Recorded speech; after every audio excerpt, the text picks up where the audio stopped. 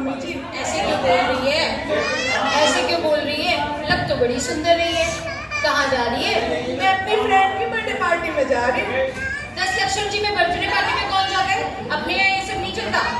ओहो मम्मी जी, आपके 10 लक्षण तो रोज रोज आते हैं। मेरी फ्रेंड का बर्थडे पार्टी साल में एक बार आते हैं। मैं तो जाऊंगी। फ्रेंड की बर्थडे पार्टी साल में एक बार आती है तो 10 लक्ष्मण जी भी बार बार नहीं आते। ओहो मम्मी जी, हार्दिक बेटा हार्दिक, चलो आंटी की बर्थडे पार्टी में चलते हैं। हार्दिक बेटा इधर आओ। वहाँ आपको पिज्जा मिलेगा, पास्ता मिलेगी, चाउमीन मिलेगी। मम्मी वहाँ पे पाव भाजी नहीं मिलेगी क्या? हाँ बेटा, पाव भाजी भी मिलेगी। चलो अपनी पार्टी में चलते हैं। हार्दिक हार्दिक इधर आओ। हार्दिक देखो बेटा, 10 लक्ष्मण जी चल रहे हैं ना, अभी इतने सारे लोग हैं, सबका रात्रि भोजन का त्याग है, आलू प्याज नहीं खाते हैं, है ना? तो आप जाना तो कुछ भी ऐसी वैसी चीज नहीं खाना। दादी की बात मानोगे ना? दादी सब खाते हैं, मैं तो खाऊंगा। नहीं खाना इधर। हाँ बेटा, सब खाते हैं। दादी का रोज का ड्रामा है। चलो। गुड्डी, ओहो अरे हार्दिक, सुन आप तो सही बेटा। क्या है मम्मी जी? सुन तो सही, बैठ तो सही। मम्मी जी मैं लेट हो रही हूँ। बैठ तो। कल वो महेश्वराई मिली थी मुझे, वो तेरी से मिली है ना महेश्वराई, कल मिली थी मुझे। वो कह रही थी आपके उत्सव शुरू हो गए, आपके उत्सव शुरू हो गए। हाँ मम्मी। तो कोई इधर जा रही है, कोई उधर जा रही है, कोई इधर जा रही है, कोई उधर जा रही है, कोई भजिए तल रही है, कोई मूंगफलियां तल रही है, कोई होटल जा रही है, कोई पार्लर जा रही है। तू से जाके बताना कि 10 लक्ष्मण पर कितने बड़े होते हैं। उफ मम्मी जी, आप मुझे बेवकूफ समझते हो क्या? मुझे सब कुछ आता है। पूछो, आपको क्या पूछना है? मुझे धर्म के बारे में सब कुछ आता है। अच्छा सुनो, तो बताओ 10 लक्ष्मण धर्म क्या है? एक आध धर्म। ओहो मम्मी जी तो मुझे बिल्कुल पागल समझते हैं। मुझे सब कुछ आता है। पूछो, आपको क्या पूछना है? बता दे 2-4 धर्म मुझे भी। आप लोगों को भी धर्म के बारे में जानना है क्या? तो पहला धर्म होता है उत्तम क्षमा। सुन रहे हैं ना आप लोग? सुनो मम्मी जी, उत्तम क्षमा तो पतियों के लिए होता है। जैसे कि मैं घर का कोई काम न करूं, पूरा दिन अपनी मम्मी से फोन पे बातें करूं, इंस्टाग्राम पे रील बनाऊं, तो मेरी सास ससुर और मेरे पति को कोई परेशानी नहीं होनी चाहिए और उन्हें हमेशा मुझे क्षमा कर देना चाहिए। क्षमा। अरे वाह भाई वाह, बड़ी ज्ञानवान है तू तो। और सुनाओ मम्मी जी। सुना सुना और सुना। अब आता है उत्तम मार्धाधार, जो तो जेठानियों के लिए होता है, जेठानियों के लिए। सुन रहे हो ना मेरी देवरानियों? जैसे कि आपकी जेठानी पूरे दिन घर का कोई काम ना करे, आपको गुस्से में उल्टा सीधा बोल दे, तो आप सबको अपनी जेठानियों का मान रखना चाहिए। मान, बड़ों का मान रखना चाहिए। वही होता है उत्तम मार्धाधार मम्मी जी। बहुत बढ़िया, तू तो ज्ञान। अब आता है उत्तम आर्जव धर्म मम्मी जी। वो तो मम्मी जी आपके लिए होता है, आपके लिए। क्या मेरे लिए? अब मैंने क्या किया? ओहो सुनो मम्मी जी, उत्तम आर्जव धर्म होता है सासों के लिए। जैसे कि वो मार्केट में जाके शॉपिंग करके आती है ना, तो उन्हें हमेशा अपनी बेटी समझना चाहिए। और जब आपकी बेटी किचन में काम करे ना, तो उन्हें हमेशा अपनी बहू समझना चाहिए। बहू।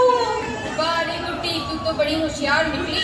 और बताओ मम्मी जी। बता बता और बता। अब आता है सत्य धर्म मम्मी जी, जो तो ससुर जी के लिए होता है, ससुर जी के लिए। अरे ससुर जी को तो छोड़ देती। ओह हाँ मम्मी जी, आप धर्म के बारे में सुनिए। बता।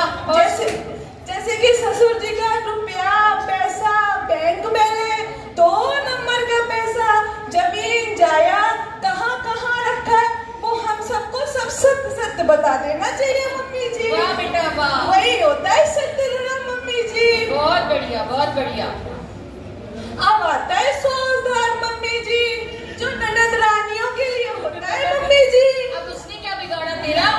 ओहो, जैसे कि नन्हे जब भी मायके आती है, भाभी अपनी चूड़ियां दे दो, भाभी अपना हार भी अपनी साड़ियाँ दे दो तो उन्हें लालच कम करना चाहिए मम्मी जी। बहुत अच्छे, बहुत बढ़िया बोल रही है बेटा। और बताओ मम्मी जी। बताओ और बताओ। अब आता है संयमदान मम्मी जी, जो देवर के लिए होता है मम्मी जी। वाह, बता, वो भी बताओ। जैसे कि आपकी भाभी आपको खाना न डाले, पानी न दे, तो आपको अपनी भूख पर संयम रखना चाहिए मम्मी जी। बहुत बढ़िया, बहुत ही बढ़िया। अब आता है तप धर्म मम्मी जी। तप धर्म पता है ना कितना बड़ा होता है? हाँ मम्मी जी, तप धर्म तो बहुत बड़ा होता है। बताओ फिर कितना बड़ा होता है? बैठो मम्मी जी। जैसे कि मैं पूरा दिन कभी इधर से उधर किचन में आपकी डिमांडें पूरी करती रहती हूँ। कभी नाश्ता बनाऊं, कभी लंच बनाऊं, कभी डिनर बनाऊं, पूरा पाव भाजी बनाऊं, पिज्जा बनाऊं, पास्ता बनाऊं, पूरा दिन गैस पे तपती रहती हूँ। उसे ही बोलते हैं तप धर्म मम्मी जी। बहुत तपली बेटा, तू बहुत तपली हो गई नहीं तपस्या। अब आता है त्याग धर्म मम्मी जी, जो कि नौकर के जमाई होते हैं ना, जब देखो तब अपनी ससुराल में आ जाते हैं। जमाई ना जाओ तो छोड़ देती। ओहो मम्मी जी, अब सुनो ना मम्मी जी, जैसे कि नौकर के जमाई रोज रोज अपनी ससुराल में आ जाते हैं। उनके लिए नाश्ता बनाओ, खाना बनाओ, उनकी मेहमान नवाजी करो। खुद तो खुद अपनी फ्रेंडों को भी लेके आते हैं, तो उनको ऐसा ससुराल त्याग देना चाहिए मम्मी जी। वही होता है त्याग धर्म मम्मी जी। बहुत अच्छे बेटा, बहुत अच्छे, सही है बिल्कुल। अब आता है आखंचन धर्म मम्मी जी, जो आपकी फ्रेंड है ना सुमन आंटी, वो रोज नई नई साड़ियाँ, नए नए गहने पहन के आपको दिखाने चली आती है ना, तो उनको परिग्रह का त्याग कर देना चाहिए मम्मी जी। वाह बेटा, बहुत बढ़िया, किसी को मत छोड़ दूँ। अब आता है ब्रह्मचर्य धर्म मम्मी जी, जैसे कि हम अपनी ब्रह्मचर्य दीदियों को घर पे बुलाते हैं ना, उनका उठना बैठना खाना पीना, वो जो नियम का पालन करते हैं उसे ही बोलते हैं ब्रह्मचर्य धर्म मम्मी जी। वाह, तेरे हिसाब से तो ब्रह्मचर्य बहुत आसान हो गया। 2-4 ब्रह्मचारियों को बुलाओ, उनका रहन सहन देखो, बस हो गया अपना ब्रह्मचर्य पूरा। और मैं है देवी धन्य। और मम्मी जी 16 कारण सुनाऊंगी? ना ना बख्श, तू तो रत्नत्रय के बारे में बता दे, देखूं तो सही तुझे उसके बारे में क्या पता है। जैसे कि हीरा, पन्ना, जवाहरात, वही होते हैं रत्नत्रय। मैंने तो शास्त्रों में यही पढ़ा है। आप ससुर जी को बोल के मेरे लिए हीरे की अंगूठी धारण करवा दीजिए। आज ही बोलती हूँ तेरे ससुर जी को, और तुझे हीरे की अंगूठी दिलवा देती हूँ और धारण कर लीजिए। और मम्मी जी समाधि मरण सुनाऊं क्या? अब समाधि मरण सुनाएगी मुझे? आप ही से बताइए, अभी क्या मेरी उम्र है समाधि मरण सुनने की? जा रे तो जा, जा, तुझे जिस पार्टी में जाना है जा। ओके मम्मी जी, सॉरी मम्मी जी।